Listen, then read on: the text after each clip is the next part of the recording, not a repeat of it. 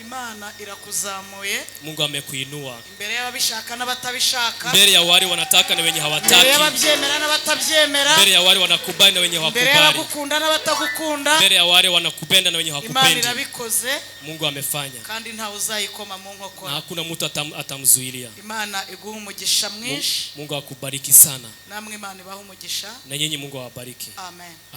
Nataka kutangazia mzazi wetu katika kiroho atakuwa kama huu mti, hata kauka kamwe, atashine kama hii maua vile ina shine.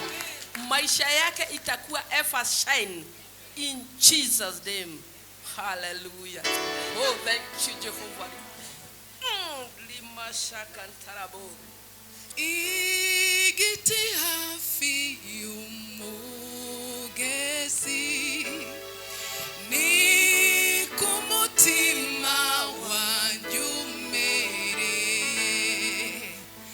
no mu busaza bwanjye nzaguma kugira amakakama n'itoto.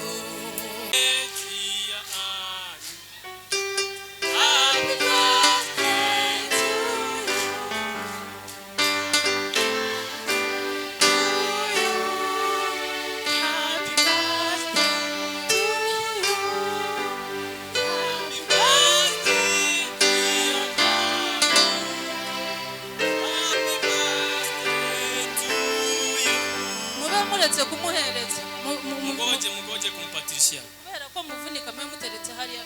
Juu mnachoka muweke tu hapo. Yesu ashimwe. Amen. Reka nsabe na mwamikazi atambuka imbere. Amusi hata mwamikazi akuja hapa mbele. Imana ishimwe cyane. Mungu wetu apewe sifa.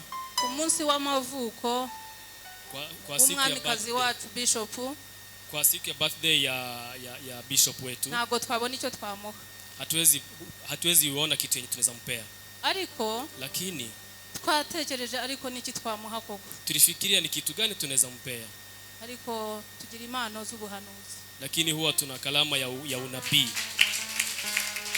Yesu nashimwe cyane. Bwana Yesu apewe sifa. Dufite impano z'ubuhanuzi. Tuko na kalama ya unabii. Kuko twatekereje ikintu twamuha tukakibura. Juu tulifikiria kitu tunaweza mpea tukakosa. Umubyeyi wacu, muzazi wetu, nitwabona icyo twavuga. Hatuwezi pata kitu yenye tunaweza kupea. Turagushimiye cyane. Tunakushukuru sana. Ukuntu twitaho. Venye huwa unatujali.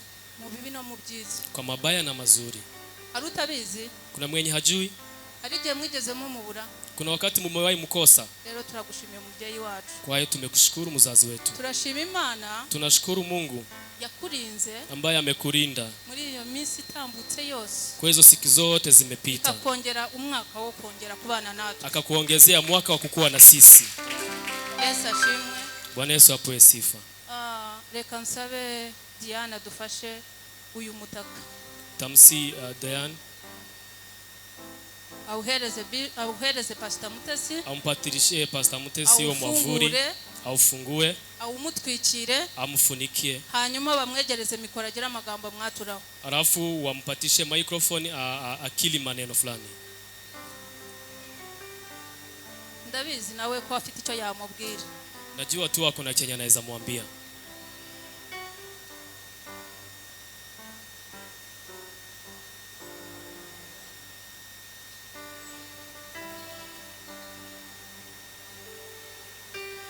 Atuacha tumuimbie tena.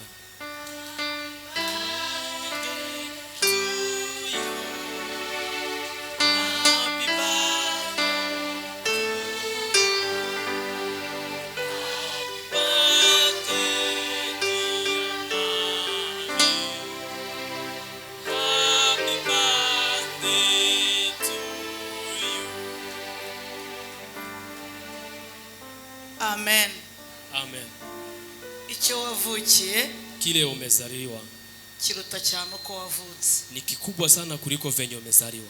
Waje ku isi kubera impamvu z'abandi bantu. Umekuja duniani kwa ajili ya watu wengine. Wavukiye abantu benshi. Umezaliwa kwa ajili ya watu wengine. Marimo n'abangaba Imana yaguhaye. Ikiwa na hawa Mungu amekupea. igisobanuro cyo kuvuka kwawe kifafanuo cha kuzaliwa kwako ibi byishimo uri kurebana itorero ni hii furaha unaiona hapa kwa kanisa. Imana ikongereye iminsi yo kubaho, Mungu amekuongezea siku za kuishi kugira ngo ukomeze gushaka imirimo izaguherekeza, ndio uendelee kutafuta kazi ambazo zitakusindikiza. Iki ni igihe cyawe, huyu ni wakati wako. Imana iragutwikiriye, Mungu amekufunikia. Suko imvura itazagwa, si ati mvua haitanyesha, suko izuba ritazava, ama si ati jua haitawahi waka, ariko aho gutwikira Imana izahatwikira. lakini pale pa kufunikia Mungu atafunikia. Hariho ahantu imvura inyagira ku mubiri wacu nitugira ikibazo. Kuna wakati ama kuna mahali mvua inanyeshea kwa mwili wetu lakini hatukupata shida. Ariko hari naho dutwikira ngo itahagera. Na kuna mahali pengine tunafunikia ndio mvua isifike. Aho gutwikira Imana izahatwikira. Pale pa kufunikia Mungu atafunikia. Mu myaka usigaje kubaho ku isi, kwa miaka yote umebakisha kukua hapa duniani, uzaguhangara Imana izamuhangare, mwenye atakujaribu Mungu naye atamjaribu, uzakubahuka Imana izamwubahuke, mwenye atakukosea heshima hata Mungu atamkosea heshima, uzakurwanya Imana izamurwanye, mwenye atakupiganisha pia Mungu atampiganisha, uzakwimisha Imana izamwimishe, mwenye atafanya wakunyime pia Mungu atafanya anyimwe. Buri muntu wese ushaka kwitambika imbere yawe ikiganza cy'Imana kizahamukuru bireba. Mtu yote atataka kukuzuilia, mkono wa Mungu utamuondoa ukiunaona. Imyaka yose usigaje kubaho ku isi, miaka yote umebakisha kukua hapa duniani, ibi myaka yuzuye amashimwe menshi, ikiwe ni miaka ya shukrani mingi. Uyu munsi uwandike, siku hii uiandike. Ntabwo umuntu ahora mu ishuri, mtu hakai sana ama miaka yote hakai shuleni. Hari ishuri umuntu arangiza akajya kwiga irindi. Kuna shule mtu anamaliza anaenda kusoma shule nyingine. Wize amashuri menshi, umesoma shule mingi, ariko ugiye kwiga uhembwa, lakini sasa unaenda kusoma ukilipwa. Umuntu wiga afite PhD, mtu mwenye huwa anasoma na akona PhD, atandukanye n'uwiga ashaka diploma. Ni ako tofauti na ule mwenye anasoma akitafuta diploma. Kubera ko turi mu isi ishuri ntirizabura, juu tuko duniani shule haitakosekana. Ariko Imana ikuvanyemo uniform, lakini Mungu amekuvusha uniform. Imana igukuyeho kwiga uba mu kigo, Mungu amekuondolea kusoma ukiwa unaishi shuleni. Imana iguhaye kwiga wigisha abandi. Mungu amekupea kusoma ukisomesha wengine. Kandi uziguhembwa, na tena utasoma ukiwa unalipwa. Uziga wubaka ibigo, utasoma ukiwa unajenga mashule. Utasoma ukiwa unasaidia wayatima. Uzigura umukire. Utasoma ukiwa tajiri. Kubera ko kwiga bitarangira, kwa sababu kusoma haishangi. Uzakomeza wige, utaendelea kusoma, ariko amashuri arahindutse, lakini shule zimebadilika. Uzigura umunyacyubahiro. Sasa utasoma ukiwa mtu mwenye heshima. Hiyo ndio message yawe. Hiyo ndio message yako. Hawe muri uyu mwanya. Nimepewa sahihi. Mungu awabariki.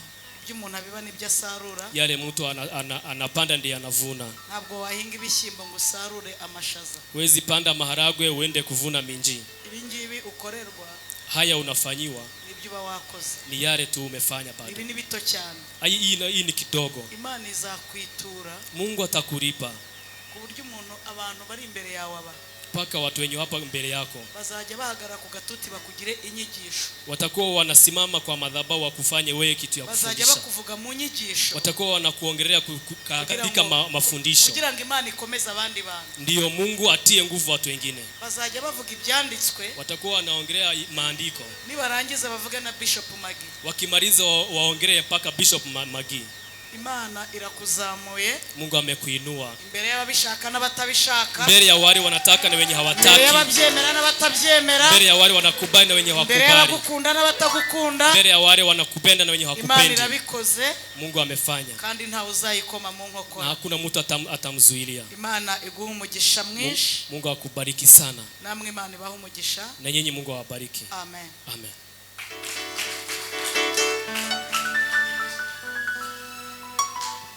Amen.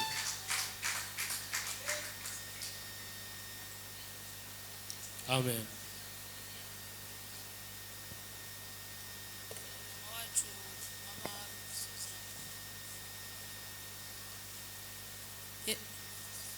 Pastor Susan. Yesu ashimwe cyane. Twatekereje iki giti. Tumefikiria muti huu. Hari umuntu waririmbye ngo igiti hafi y'umugezi. Kuna mtu aliimba akasema muti karibu na mto. Ngo icyo giti ntabwo kizigera gisaza. Mutu huo hauzehekangi. Ubusaza bwacyo kizaba gifite itoto n'amakakama. Paka kwa kuzeheka kwa kitakwina ka fresh bado. Twebwe nk'abamama turakwifuriza kuzasaza. Kama mama wamekutakia kuzeheka kama huo muti. Gifite itoto. Ikiwa na fresh, ikiwa fresh. N'amakakama. Reka dusabe umubyeyi wacu akiguhe. Wacha tumusi mzazi wetu akupatishie. Tugira vuba. Tuharakishe.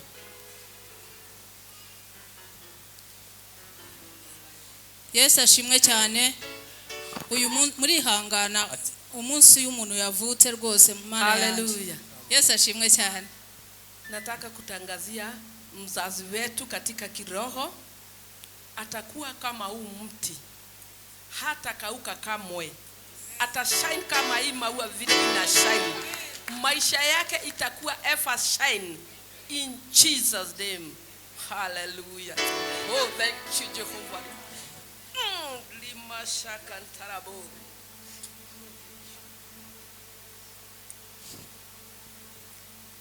Yesu ashimwe cyane. Bwana Yesu apresifa. Reka nsabe abamama pasiteri batambuke bateruriza imbuto. Asi wakina mwapasta wachukue hizo matunda.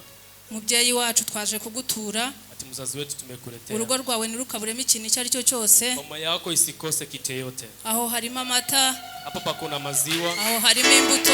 Pakona matunda. Aho harimo imitobe. Pakona juice. Urugo rwawe ruje ruhora rusendereye. Mama yako ikuye imejaa. Ibigega byawe byuzure.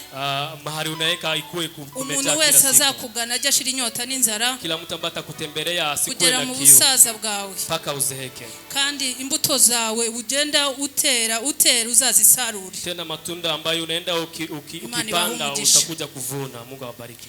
Imana ibaha umugisha. Mungu awabariki. Dufite ka special song gatoya. Wako na special song. Tujya kwicara. Wacha tukaimbe tukienda kuketi.